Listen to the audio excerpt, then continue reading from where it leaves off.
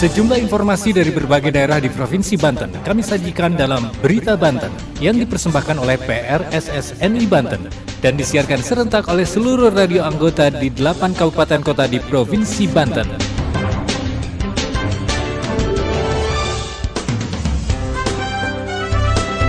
Anda kembali bersama kami di Berita Banten PRSSNI Banten edisi hari ini, Rabu 1 November 2023. Sejumlah informasi dari berbagai wilayah di Provinsi Banten kami hadirkan kembali untuk Anda yang disiarkan serentak oleh seluruh radio anggota di 8 kabupaten kota di Provinsi Banten. Dan inilah informasi utamanya. Pemerintah Kabupaten Pandeglang imbau warga waspadai kondisi cuaca memasuki musim pancaroba. Bawaslu Provinsi Banten mengamankan 32.000 alat peraga kampanye yang menyalahi aturan. Polda Metro Jaya telah memeriksa warga Korea Selatan terkait tewasnya petugas imigrasi yang jatuh dari lantai 19 apartemen di Tangerang. Bersama saya Aldi Akbar, inilah Berita Banten selengkapnya. Pendengar, sebanyak 32.000 alat peraga kampanye yang menyalahi aturan diamankan Bawaslu Provinsi Banten dari berbagai lokasi. Yang terbanyak yang telah diturunkan Bawaslu ada di Kabupaten Pandeglang. Berikut laporan Mamo Ervanto dari Radio Harmoni FM Serang. 32.000 alat peraga kampanye dan bahan kampanye telah dicopot oleh Bawaslu Banten sejak Juli hingga Oktober 2023 karena menyalahi aturan KPU tentang kampanye. Hal tersebut disampaikan Badrul Munir selaku Koordinator Divisi Penanganan Pelanggaran Bawaslu Provinsi Banten. Data Bawaslu Banten untuk alat peraga kampanye yang terpasang di tempat umum terbanyak terpasang di Kabupaten Lebak. Kemudian untuk alat peraga kampanye yang terbanyak yang telah diturunkan yaitu berada di Kabupaten Pandeglang. Jelas Badrul Munir. Lebih lanjut Badrul Munir selaku Koordinator Divisi Penanganan Pelanggaran Bawaslu Provinsi Banten, untuk wilayah Pandeglang sebanyak 10.000 APK telah diturunkan, kemudian untuk di Kabupaten Lebak sebanyak 4.000 alat peraga kampanye yang telah diturunkan. Dan berikut adalah wawancara lengkap kami dengan Badrul Munir selaku Koordinator Divisi Penanganan Pelanggaran Bawaslu Provinsi Banten. Per bulan September jumlah APK yang terpasang pada bulan September itu 32.929. Tapi dari proses bulan Juli sampai sampai hari Minggu kemarin 20 Oktober, Bawaslu Provinsi Banten sudah menurunkan 32.168 alat peraga kampanye dan bahan kampanye. Kalau terbanyak di daerah di kabupaten kota ada datanya nggak? Kalau yang terbanyak pemasangan di Kabupaten Lebak. Itu yang melanggar, yang banyak melanggar. Ya, yang terbanyak di Kabupaten Lebak. Kemudian yang sudah diturunkan, yang paling banyak diturunkan di Kabupaten Pandeglang. Bisa disebutkan jumlahnya? Yang diturunkan di Kabupaten Pandeglang mencapai 10.450 alat peraga dan bahan kampanye. Kemudian yang kedua tertinggi di Kabupaten Lebak itu 4.476 alat peraga dan bahan kampanye yang sudah ditertibkan. Itu alasannya diturunkan kenapa? Karena melanggar peraturan KPU terkait kampanye. Karena peserta pemilu itu sebelum masa kampanye dia haknya ada sosialisasi. Sosialisasi itu dengan pemasangan bendera dan nomor urut dan pertemuan terbatas.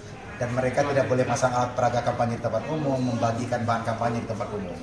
Sehingga karena itu merupakan pelanggaran sosialisasi, maka Bawaslu dengan berkoordinasi dengan Satpol PP melakukan penertiban. Badrul Munir menambahkan alasan penurunan APK ataupun alat peraga kampanye yaitu karena melanggar peraturan KPU terkait dengan kampanye, karena peserta pemilu sebelum masa kampanye haknya adalah sosialisasi dengan pemasangan bendera serta nomor urut dan pertemuan terbatas. Tidak diperbolehkan memasang APK di tempat umum dan bahan kampanye di tempat umum. Saya Mamo Ervanto, wartawan Harmoni FM melaporkan untuk Berita Banten.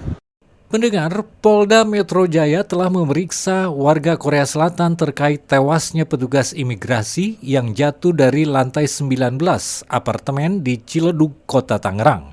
Polisi menduga adanya tindakan pidana dalam peristiwa tersebut.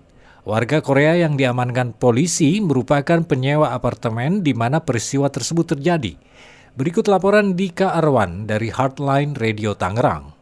Polda Metro Jaya telah memeriksa warga negara Korea Selatan terkait kasus petugas Rudenim Imigrasi Trivata Firdaus yang tewas terjatuh dari lantai 19 apartemen di Tangerang, Banten. Polisi menyebut unit yang menjadi lokasi awal terjatuhnya petugas imigrasi itu disewa warga negara Korea Selatan. Menurut keterangan dari Kasubdit Jatantras Polda Metro Jaya AKBP Samian yang menyebut warga negara Korea Selatan menyewa apartemen secara bulanan, namun apartemen tersebut baru ditempati selama 3 hari.